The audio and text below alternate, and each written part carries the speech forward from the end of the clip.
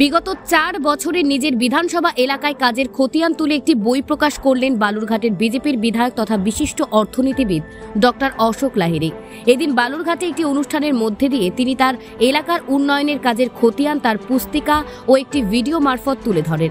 এই 4 বছরের যাবতীয় প্রশাসনিক বিরুদ্ধতা, রাজনৈতিক জটিলতাকে সরিয়ে প্রায় 3 কোটি 80 লক্ষ টাকার বিধায়ক কোটায় তার প্রাপ্য টাকা তিনি তার বিধায়ক এলাকার মানুষের উন্নয়নের জন্য খরচ করতে পেরেছেন বলে তিনি তার পুস্তিকা প্রকাশ করে জানান। পাশাপাশি 26 নির্বাচনে তিনি কি ফের এই কেন্দ্র থেকে লড়বেন সে প্রশ্নের উত্তর এড়িয়ে গিয়ে বিধায়ক অশোক লাহিড়ী বলেন, এসব তার দল ঠিক করে থাকে, আজকের অনুষ্ঠানের সাথে ওই বিষয়ের কোনো সম্পর্ক নেই। এ বিষয়ে বালুরঘাট বিধানসভার বিধায়ক অশোক লাহিড়ী বলেন, 2 কোটি 80 লক্ষ টাকা খরচা হয়েছে। মানে কিছু ফিরে গেছে নাকি? 2 কোটি 80, দেখো 3 কোটি, দেখো দেখে দাও, 3 কোটি 36। কিছু ফিরে গেছে নাকি পুরোটাই খরচা করতে পেরেছে?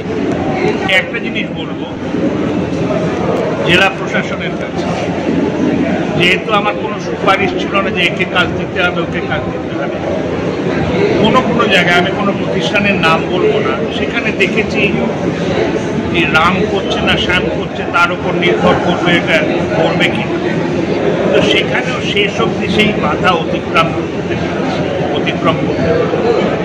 এ কথা বলবো না, আমি তো দুর্নাম করি না, মিথ্যে কথা বলি, সত্য পুরোটা নাও বলতে পারি, কিন্তু এ কথা বলবো না যে অতিরিক্ত। আর সরকারি অফিস জানেনি যে সেরাম করতেই।